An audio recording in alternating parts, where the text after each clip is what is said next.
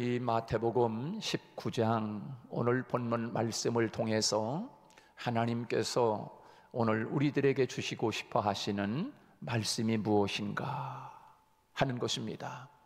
오늘 본문에 보면 내가 주님을 믿고 따르면서도 과연 나는 영생을 가진 사람인가? 정말 나는 영생을 얻은 사람인가? 라고 하는 물음과 함께 하나님께서 오늘 모두 우리 모두에게 이 영생을 얻으라고 하나님이 우리에게 말씀하고 있습니다. 특별히 오늘 성경 본문에 나오는 부자 청년 이야기가 나오고 있습니다. 오늘 이 부자 청년이 오늘 나라고 생각을 하고 이 부자 청년이 가지고 있는 갈등과 질문이 오늘 나의 질문이 되어서 내가 해야 할 질문을 대신 이 부자 청년이 예수님에게 지금 하고 있다는 것, 그리고 과연 나는 그 질문과 함께 답을 정확히 내 마음속에 가지고 있는가? 다시 한번 오늘 말씀을 통하여 하나님의 음성을 들으시고 오늘 나 자신을 바라보며 굳건한 믿음으로 살아가는 저와 여러분 되시기를 주님의 이름으로 축복합니다. 오늘 본문 말씀에 보면 부자 청년 이야기입니다. 먼저 이 사람이 어떤 사람인가? 오늘 본문에 나오는 등장하는 이 주인공, 특히 이 부자 청년이라고 성경은 그렇게 우리에게 이야기하고 있습니다.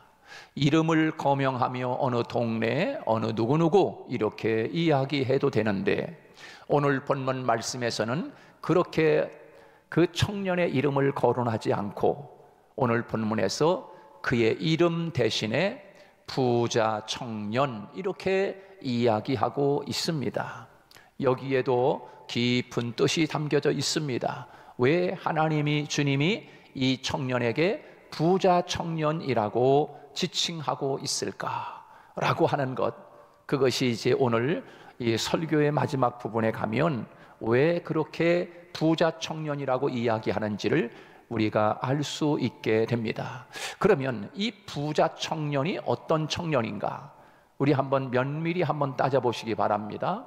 그는 오늘 본문 20절에서 보면 청년이라고 이야기하고 있습니다. 청년. 이 청년은 어린 아이도 아니고 나이가 많은 노인도 아니라 인생에 있어서 가장 혈기가 왕성하고 젊음의 때, 바로 이 젊은 청년이라고 이야기하고 있습니다. 자, 인생의 가장 아름다운 시기입니다. 청년입니다. 두 번째, 이 사람은 어떤 사람인가? 오늘 22절 말씀에 가서 보니까 이 사람은 재물이 많은 사람, 재물이 많은 사람이다. 두 번째, 여러분, 재물이 많다는 것은 돈이 많다는 이야기입니다. 부자라는 것입니다. 자, 그 다음에 세 번째, 이 사람은 어떤 사람인가? 관리라고 이야기하고 있습니다. 관리. 이 관리라고 하는 것은 유대 회당의 지도자나 사내해드린 공의 회원이 될 수 있는 사람을 관리라고 이야기합니다. 그러면 굉장히 높은 지위와 명예를 가지고 있는 사람입니다. 자, 여러분, 이렇게만 해도 여러분 보십시오. 우리들이 그렇게도 부러워하는 세 가지 조건을 다 갖춘 사람. 첫째는 건강이 있지요, 젊음이 있지요, 그 다음에 돈도 많지요, 그 다음에 명예도 있지요, 지식도 있을 뿐만 아니라 지위도 있지요, 권력도 있지요. 뭐가 부러울까요? 이 청년이 이렇게 세상적으로 바라보면 아주 모든 것을 다 갖춘 젊음과 재물과 관리, 명예, 지위 이런 것들을 한꺼번에 가지고 있는 사람입니다. 이 사람은 젊은 사람의 건강한 사람, 무한한 가능성을 가지고 있는 사람 아닙니까? 그리고 대부분의 젊은이들은 젊기는 하고 청년이지만 돈은 없습니다. 그렇잖아요? 이제 금방 학교 졸업하고서 직장 들어가려고 노력 준비하고 있고, 뭐 직장 들어가서도 뭐 많은 돈을 벌어놨겠습니까? 그저 용돈 쓰고 조금 저축할 만큼 벌고 있을 텐데, 그러나 오늘 본문에 나오는 이 청년은 젊기도 하지요, 돈도 많지요, 권력도 가지고 있지요, 명예도 가지고 있습니다. 여러분 얼마나 부럽습니까? 우리들이 그렇게도 갖고 싶어하는 그 모든 것들을 한꺼번에, 명예와 돈과 젊음이 있는 사람입니다. 자, 그런데 여러분 보세요. 이 사람이 예수님을 찾아와서 무엇을 찾고 있습니까? 오늘 본문 16절 말씀이 아주 본문 말씀에 중요한 말씀인데요, 특히 이 사람은요, 그뿐만 아니라 도덕적으로 윤리적으로 깨끗할 뿐만 아니라 겸손하기까지 합니다. 겸손하기까지. 얼마나 겸손한지 이 사람이 예수님에게 달려와 가지고 무릎을 꿇고 예수님에게 질문하는 거예요. 여러분, 이 정도 지위가 있고 젊고 돈도 많으면 교만할 수 있잖아요. 그런데 이 사람이 예수님 앞에 30대 예수님에게 와서 돈 많은 사람이, 지위도 있는 사람이, 권력도 있는 사람이 무릎을 딱 꿇었다는 거예요. 그리고서 선생님, 내가 무엇을 하여야 영생을 얻을 수 있습니까? 라고 하는 질문을 하는 거예요. 여러분, 이 질문은 선생님 어떻게 해야 더 성공할 수 있습니까? 어떻게 해야 내가 더 명예를 얻을 수 있습니까? 물질에 관한 것도 아니고 명예에 관한 것도 아니고 세상에 관한 것도 아니라 이 사람은 지금 예수님에게 영생에 관한 질문을 던지고 있는 거예요. 아주 신앙의 핵심적인 본론적인 이 질문을 던지고 있습니다. 여러분 어떻습니까? 혹시 여러분 영생에 대해서 여러분 어떻게 생각하고 있습니까? 과연 나는 교회에는 나와서 예배는 드리지만 나는 정말 영생을 얻은 사람인가? 정말 내가 영생을 얻은 사람인가? 영생을 가졌는가? 라고 하는 물음을 한번 던져볼 수 있기를 바랍니다.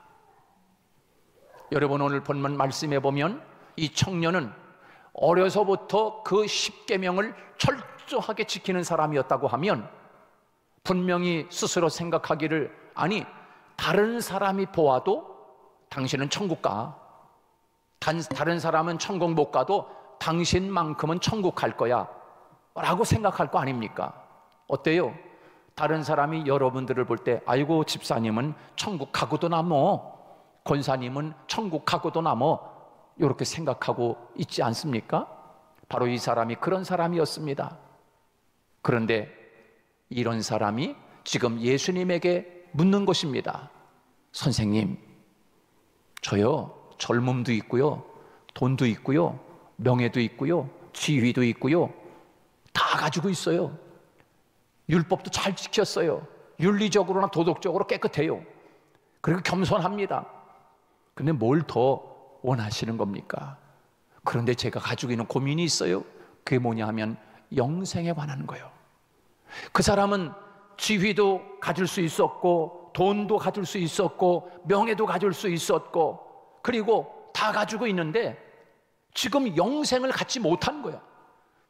그런데 이 청년은 영생도 어떻게 내가 선한 행동을 하면 영생도 얻을 줄 생각하고 있는 거예요. 여러분, 우리는 여기서 한 가지 짚고 넘어가야 됩니다.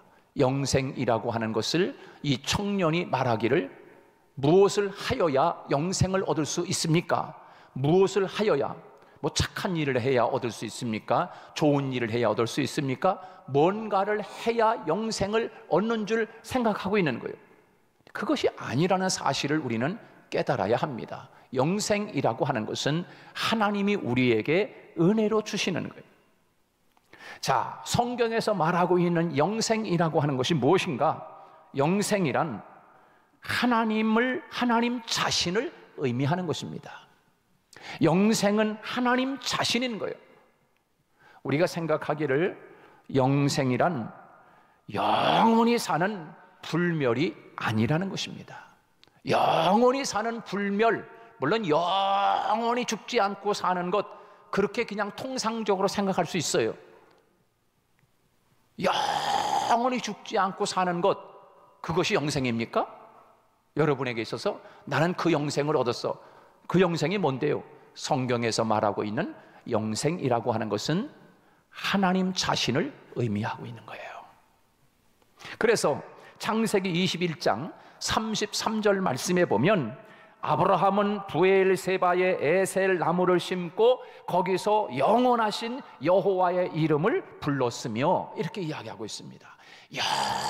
영원하신 여호와 하나님을 불렀다는 거예요. 자, 영원하신 하나님, 영원히 살아계시는 하나님, 그 하나님이 영생이라는 거예요. 영생. 이 말씀에서 우리는 하나님 자신이 바로 영생의 본질인 것을 볼 수 있습니다. 참된 영생의 개념은 무한하고 영원한 시간이 아닌 거예요. 그것은 영생하시는 하나님의 시간을 의미합니다. 영생하시는 하나님과 연합하는 것을 영생이라고 이야기하는 것입니다. 하나님과 하나가 되는 것, 영원하신 그 하나님을 내가 가져야 나도 같이 함께 영원한 사람이 돼 영생을 얻은 거예요. 그래, 하나님을 얻는 것이 곧 영생이다라고 하는 거예요. 하나님을 얻는 것이. 여러분, 만약 우리가 150세까지 산다 그러면 얼마나 힘들고 징그럽습니까?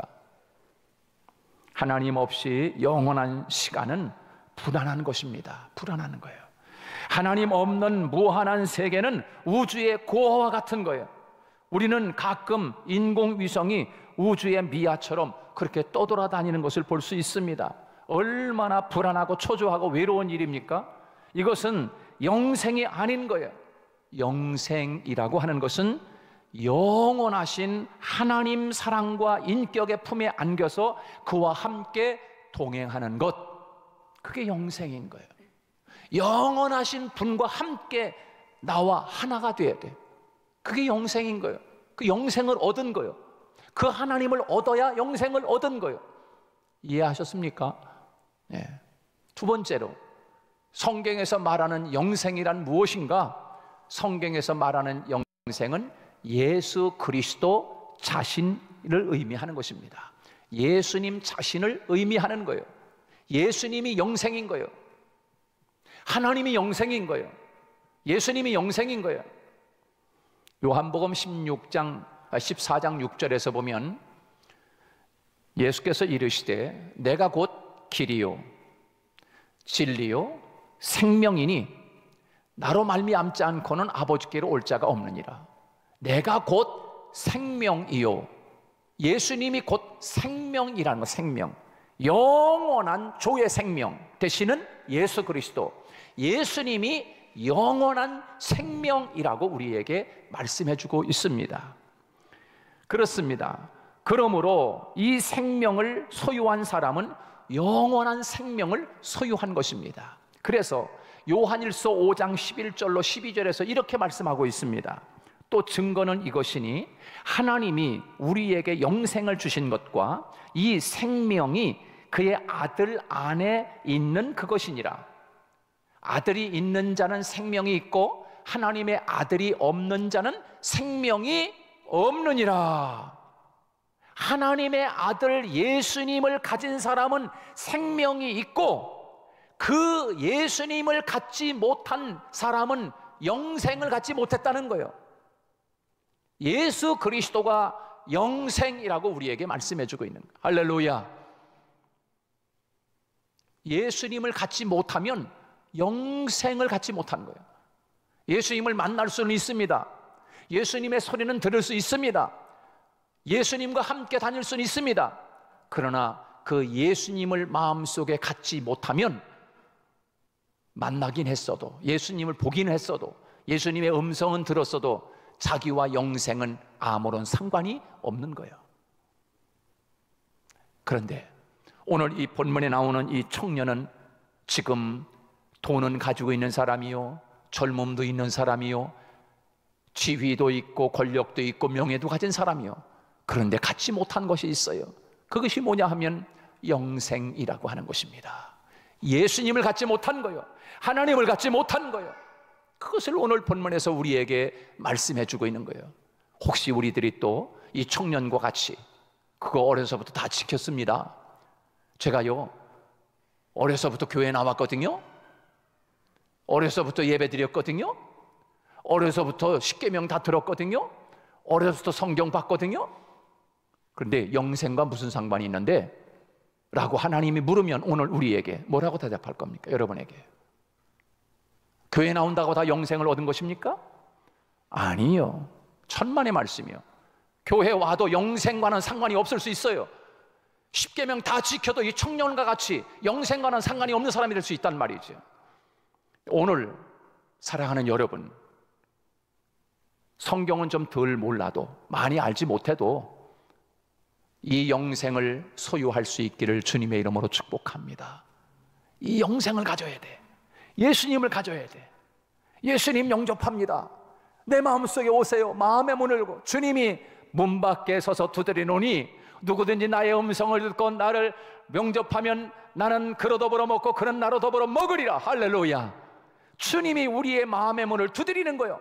영생이 찾아오신 거예요.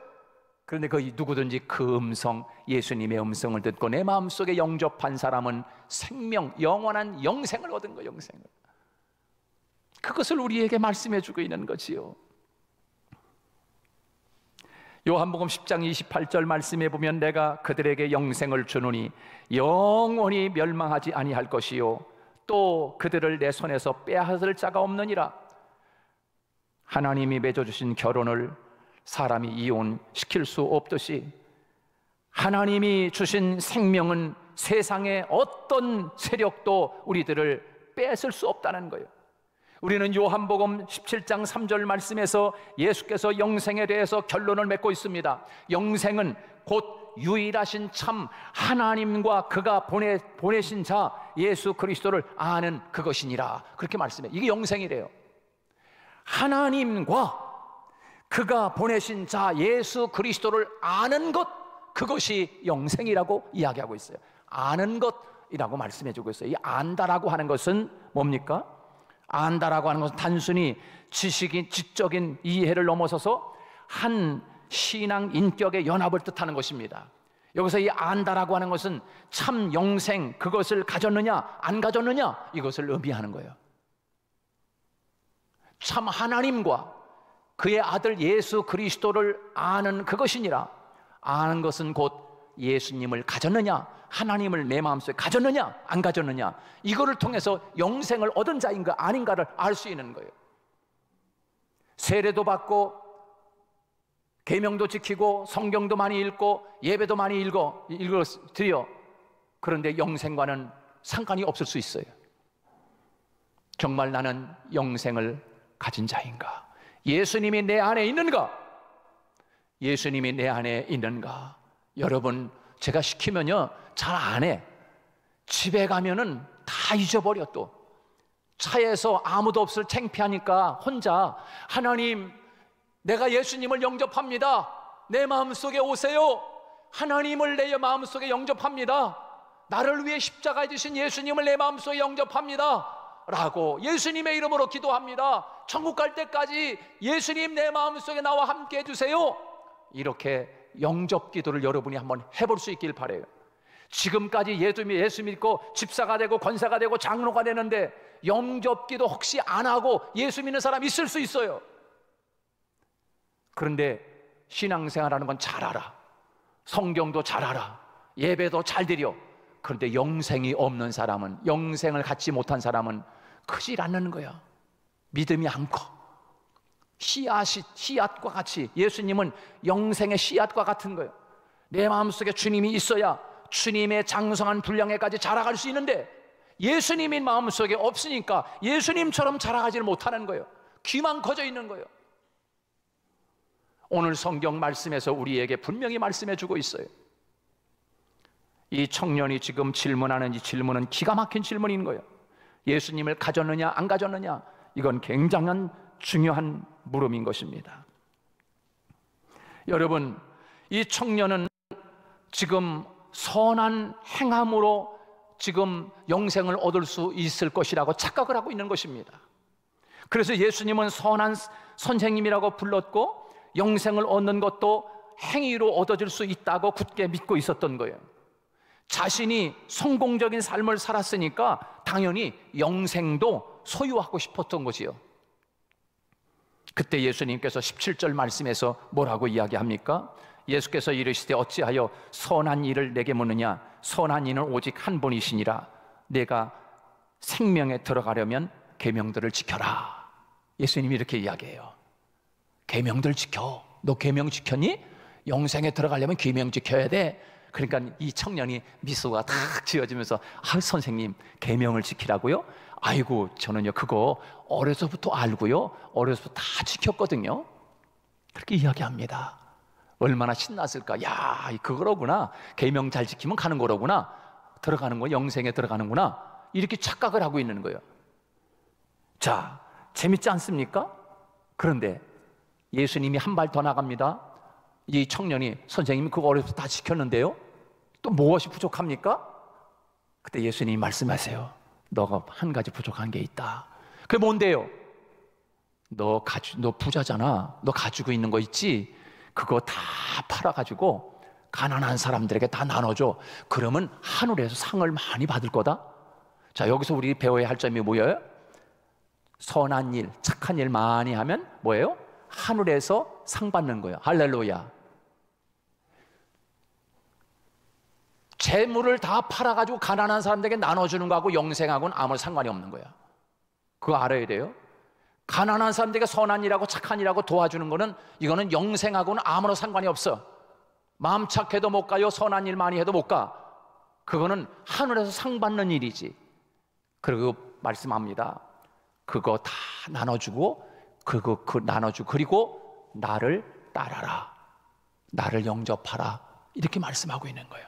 그것 때문에 예수님을 영접하지 못하는 거예요. 여러분 이 세상에 많은 사람들이요 하나님을 믿느냐 아니면 물질을 믿느냐 둘 중에 하나인 거예요. 그래서 예수님께서 말씀하셨어요. 너희들이 하나님과 재물을 겸하여 둘 다 한꺼번에 섬길 수 없느니라.